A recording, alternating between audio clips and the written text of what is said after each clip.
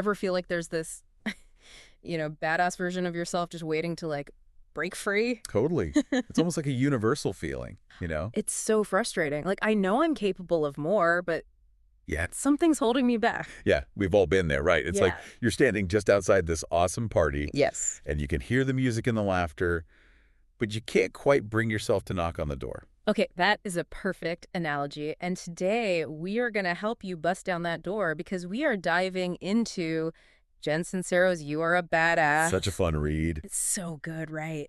And don't let the title fool ya. This book is way more than just like feel-good vibes. Oh, absolutely. It's surprisingly practical, Yes. especially for a book called You Are a Badass. You walk away with actual steps you can take right away. Exactly. It's like your personal cheat sheet for, becoming the best, most badass version of yourself. Exactly. It's not just about feeling good. It's about doing good and making things happen. Okay, let's jump right in because there's a lot to unpack.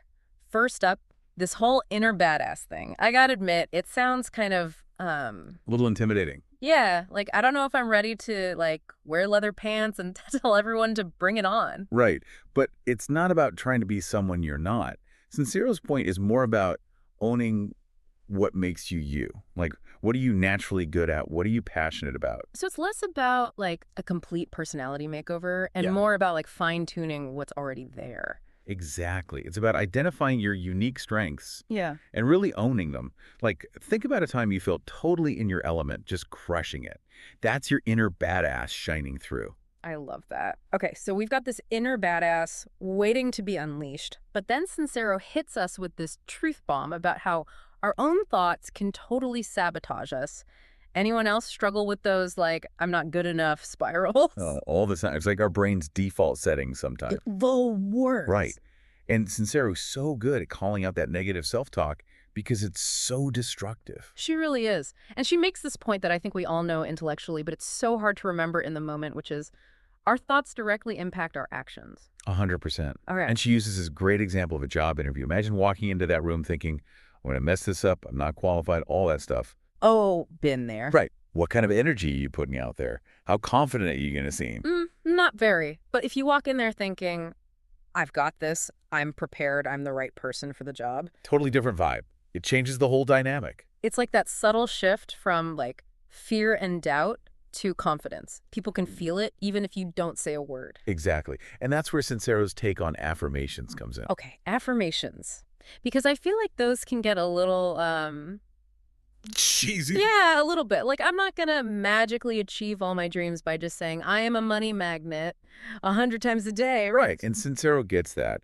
Her approach is more about focusing on beliefs that help you overcome specific doubts that you personally struggle with. So it's more like targeted self-talk, not Yeah. just generic, like, you go girl stuff. Exactly. It's about consistency, too. It's like retraining your brain to focus on the positive. So to recap, we're embracing our inner badass, we're challenging those negative thoughts, and we're using affirmations to like reprogram our brains for success. What's next on our badass journey? Well, now that we've got our minds right, it's time to set some goals. Oh, goals. Because who doesn't love a good goal-setting session, right? But honestly, can I be real for a sec? Always. Sometimes it feels more overwhelming than exciting. Totally. I feel like I've got a million different lists going on, Yeah. and it's easy to get lost in the weeds. Yes. Sincero talks about this framework called SMART goals. Have you heard of this? Yes. And honestly, at first I thought it was going to be one of those things that's more complicated than it needs to be. Like just let me write down my goals and get to work. But it's actually brilliant in its simplicity. Okay, so break it down for us. What does SMART even stand for? So each letter stands for something. Specific, measurable, achievable, relevant, and time-bound. Okay, that makes sense. But how does that actually work in practice? Okay, so let's say your goal is, I want to write a book. That's a great goal, but it's pretty vague, right? Yeah, super broad. So using the SMART method, you would break it down. Specific. What kind of book? Let's say, I want to write a fantasy novel for young adults. Measurable. How will you track your progress? I'll write 500 words a day. Achievable. Is that realistic for your life? Maybe, maybe not. You decide what works for you. Okay, so you're breaking down this huge, scary goal into manageable chunks. Exactly. And then relevant. Does this goal actually matter to you? Is it something you're passionate about? And finally, time-bound. When do you want to achieve this goal? Give yourself a deadline. Genius. Suddenly, instead of this vague idea of writing a book, you've got a clear roadmap. Exactly. It takes all the guesswork out of it. Okay, so we're feeling motivated, we've got our SMART goals all mapped out, and then this other little thing tends to pop up and rain on our parade. Fear. Ugh, the fear monster. The worst. I'm talking about the kind that keeps us stuck, even when we logically know we should go for it. Oh, 100%. That fear can be paralyzing. It's the worst. But, good news, Sincero has our backs with another exercise. This one's called the Fear List. Ooh, I like where this is going. Tell me more. So basically, you write down every single thing you're afraid of, no matter how ridiculous it seems. Get it all out there. Yes. And then you ask yourself for each one, what's the absolute worst that could happen? Oh, man. That question gives me butterflies just thinking about it. It's kind of terrifying, right? Yeah. It makes me want to crawl back under the covers and just avoid everything. Right. But that's kind of the point. Sincero is saying once you identify your fears and actually think about the worst case scenario, you realize that. They're usually not that bad. Exactly. It's like our imaginations are way more brutal than reality ever could be. I know. It's so true. Oh, it reminds me of this time I was terrified to give a presentation at work. Okay, what happened? So, of course, I totally stumbled over my words. My palms were sweating. I was a mess. But afterward, people came up to me and were like, that was so relatable. And I felt that way too. No way. I know. And I realized even though it felt like a disaster in the moment, the actual outcome was nowhere near as bad as I had imagined. That's amazing. It's like that fear we build up in our heads is often way scarier than the reality. Exactly. And Cyril's point is often those imagined worst-case scenarios are way scarier than reality ever could be. And the fear itself is often a compass, pointing us toward what really matters to us. Oh, that's such a good way to look at it. Like, if we didn't care about the outcome, we wouldn't be afraid, right? Right, totally. It's like the more we care about something, the scarier it can be to put ourselves out there, but also the more rewarding it is when we do. Okay, so we're feeling empowered, we're facing our fears head on, we're setting goals. Anything else we need for this badass transformation? One more crucial ingredient, your environment. Who and what are you surrounding yourself with? Because negativity is contagious, right? Like super contagious. Oh, I know. I've been around those people who, like, shoot down every dream before it even has a chance to take flight. Yes. It's like they suck the air out of the room. Exactly. And suddenly your own dreams don't seem so exciting anymore. Sincero is such a big believer in surrounding yourself with people who lift you up and inspire you. Find your tribe. Those people who not only believe in you, but they celebrate your wins right alongside you. Yes. And it goes for online spaces too. Oh, 100%. Like, curate your social media feeds, join groups and communities that light you up. Because when you surround yourself with positivity, it rubs off on you. Totally. It's like that whole you become the average of the 5 people you spend the most time with thing. Exactly. And on the flip side, if you're constantly surrounded by negativity, it's going to be that much harder to stay motivated and optimistic. So true. Okay, so we're surrounding ourselves with awesome people. We're feeling good. But then Sincero reminds us that knowledge without action is... Pretty useless, right? Yeah. Like, you can read all the self-help books, listen to all the podcasts. They're all the workshops. Yes. Yeah. But if you don't actually implement what you're learning... It's like that saying, you can lead a horse to water. But you can't make it drink. Exactly. So how do we bridge that gap? How do we go from, like, inspired and motivated to actually taking action? Well, Sincero has this great line, you are a badass every time you choose courage over fear, right action over inaction. Ooh, I love that. And it's so true. Yeah. We have to make a conscious effort to choose action, even when it's uncomfortable or scary. It's so easy to get stuck in that planning phase, right? Like, I'll start on Monday, or once I insert excuse here, then I'll be ready. Totally. But Sincero's point is that there's no perfect time to start. The best time is now. So no more procrastinating. But it doesn't have to be this huge, overwhelming thing. What's one small step you can take today to move towards a goal? Even if it's just like writing down your goals or sending one email. Yes. Or like going for a walk to clear your head. Exactly. It all adds up. Small steps, big results. I love it. We're going to take a quick break, but don't go anywhere. When we come back, we're diving into even more juicy insights from You Are a Badass. Welcome back. We're diving right back into Jen Sincero's You Are a Badass. Before the break, we were talking about taking action. You know, those small steps that move us closer to our goals. But sometimes it's not even about knowing what to do, it's this other thing. Oh, I know exactly what you mean. It's like even when we have the plan, the motivation, there's this little voice whispering, yeah, but what if you're not good enough? Ah, the worst. Right.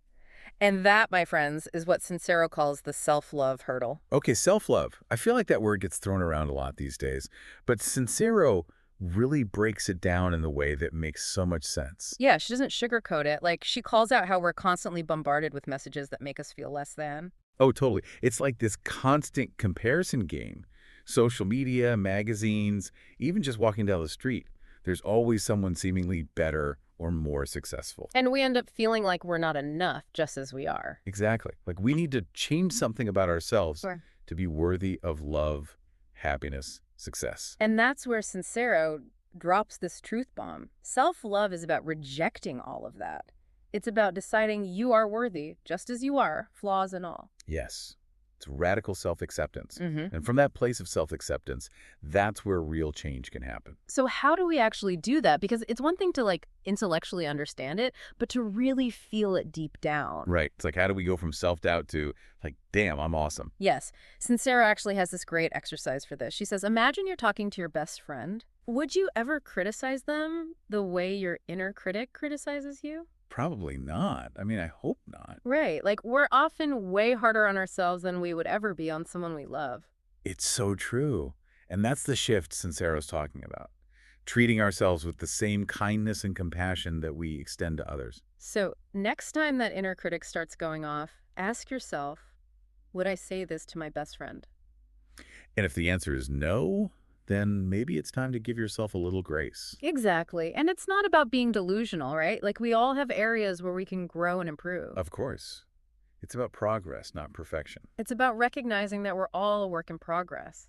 And that's okay. It's about celebrating how far we've come, not just focusing on how far we have to go. And that actually reminds me of another point Sincero makes about self-care. Ooh, yes. Self-care is not selfish. It's essential. It's like that saying, you can't pour from an empty cup. Exactly. We can't show up fully for others if we're running on fumes ourselves. So how do we make self-care a priority? Because it's so easy to let it fall by the wayside when life gets busy. Sincero talks about tuning into what actually replenishes you. And it doesn't have to be fancy spa days and vacations. Although those are nice. Totally. But it's really about those small, everyday things that just make you feel good. Like taking a walk in nature, reading a good book, listening to your favorite music. Taking a bath, calling a friend, saying no to something you don't have the energy for. Exactly. It's about giving yourself permission to prioritize your well-being, even in small ways. Because when you feel good, you show up better in all areas of your life. 100%. So we're cultivating self-love, we're taking action, we're surrounding ourselves with awesome people, we're prioritizing self-care. What else is on the agenda for becoming a badass? Well, Sincero says there's one more key ingredient we need to add to the mix. Gratitude. Okay, gratitude. Yeah. Because who doesn't love a good gratitude list, right? Yeah. But Sincero's takes it a step further. Oh, yeah. She's not just talking about like a once-a-year Thanksgiving kind of gratitude. She's talking about making it a daily practice. Exactly. She wants us to really integrate it into our lives, to the point where it becomes our default setting. It's about shifting your entire energy, because when you're focused on what you're grateful for, it's pretty hard to dwell on the negative stuff. Exactly. It's like those two things can't occupy the same space in your brain at the same time. So how do we make gratitude a habit? Sincero suggests starting simple. Like every day, write down 3 things you're grateful for, and they don't have to be big, life-changing things. It can be as simple as like a sunny day, a good cup of coffee. A delicious meal, a text from a friend, a good hair day. It's about finding those little sparks of joy in everyday moments. Exactly. And over time, those small moments of gratitude start to add up, and they really can change your whole perspective. So we're not just feeling grateful for what we have, we're actually attracting more good stuff into our lives. That's the idea. Sincero believes that gratitude makes us magnets for abundance. Like, we're sending this message to the universe that we're open to receiving more good things. Okay, I love that. But how does it actually work? It's like when you approach life from a place of abundance, you're more likely to see the opportunities that are right in front of you. It's like you're not so focused on what you don't have that you miss out on what you do have. Exactly. You start to see possibilities where you once saw roadblocks. It's like when you're so caught up in wanting a new job, you completely overlook the opportunities for growth and learning in your current role. Totally. Or when you're so focused on wanting a romantic partner that you miss out on the amazing connections you have with friends and family. It's so easy to do. We get so fixated on what we want that we forget to appreciate what we already have. Sincero reminds us there's always something to be grateful for, even in the midst of challenges. It's about choosing to focus on the good, even when things are tough. Because let's be real, life isn't always going to be sunshine and rainbows. There will be storms. But even in the storms, there's beauty to be found if we're willing to look for it. And that's where the gratitude practice comes in. It's like training your brain to find those silver linings, even when it feels impossible. Exactly. It's about building that muscle of gratitude so that when challenges inevitably arise, you're able to tap into that resilience and find your way back to the good stuff. Because gratitude is a choice, isn't it? It really is. It's about choosing to focus on what's working, what's good, what's possible, rather than getting bogged down in what's not. Love that. And it makes such a difference. It really does. It's like this shift from, why is this happening to me, to what can I learn from this? And that's a much more empowering way to live, wouldn't you say? Absolutely. It's about taking control of our thoughts and choosing to focus on what we want to create rather than what we're afraid of. And it all starts with gratitude. Gratitude is the foundation. It's like the secret ingredient that makes everything else work better. I love that analogy. It's like the magic sprinkle of badassery. Yes. Gratitude. The magic sprinkle of badassery. I think we just came up with a new slogan. Trademark that. Okay, we're going to take another quick break to let all this goodness sink in. But don't go anywhere, because when we come back, we'll be wrapping up our deep dive into You Are a Badass with some final thoughts and key takeaways. And we are back. It's the final stretch of our You Are a Badass deep dive. I know, right? Feels like we just scratched the surface. There's so much good stuff in this book. Seriously. And you know, it's funny how a simple concept like gratitude, like we were talking about before the break, can be so powerful. It really is. It's like that shift in perspective from focusing on what you don't have to appreciating what you do have. It just changes everything. And it's not just about feeling happy-go-lucky all the time, right? Like Cicero makes this connection between gratitude and like really stepping into your power. Totally. It's about recognizing that you're worthy of receiving good things in your life, that you're not just hoping for the best, you're expecting it. Yes, it's like, I deserve good things, so thank you, universe, for delivering. Exactly. It's that energy of abundance that Sincero talks about. And part of that, she says, is learning to detach from the outcome. Okay, detach from the outcome. Because that can be tough, especially for those of us who like to be in control, right? Oh, 100%. I'm a recovering control freak myself. But what Sincero's saying is, it's about finding that balance between taking action, putting in the work, but then, Letting go. yes, trusting that the universe has your back. It's like that saying, let go and let God, right? Exactly. It's surrendering to something bigger than ourselves. Which can be scary. For sure. Yeah. It's way easier said than done. But Sincero argues that's where true freedom lies. When we stop trying to control every little thing and we just allow ourselves to flow with life. Okay, I can see that. Because when you think about it, all the stress and anxiety we carry around, it often comes from that need to control everything. Totally. And we think we're doing ourselves a favor by trying to control everything, but really we're just creating more suffering. So letting go of that control, surrendering to the flow, that's where the good stuff happens. That's where the magic happens. That's where we open ourselves up to possibilities we could never have imagined. And that's part of the badass journey, right? Being open to the unknown, even when it's scary. Exactly. Because that's where the growth happens. It's in those moments when we're challenged, when we're forced to step outside of our comfort zones, that we discover our true strength and resilience. So true. It's like we level up every time we navigate a challenge with grace and courage. Exactly. And those challenges, those are the experiences that shape us, that help us become the badass versions of ourselves. This has been amazing. I feel like my brain is overflowing with like badass wisdom. As we wrap up, is there one final takeaway, one gem from You Are a Badass that you want to leave our listeners with today? Ooh, that's a tough one. There are so many good ones. But if I had to choose just one, it would be this. You are capable of creating a life that lights you up. Yes. It might not be easy, it might not happen overnight, but it's absolutely possible. You are worthy of that life. Yes. Don't ever forget that. You are worthy, you are capable, and you, my friend, are a badass. Yes, you are. That is the perfect note to end on. Thanks for joining us for another deep dive. Always a pleasure. Until next time, stay curious and keep on learning.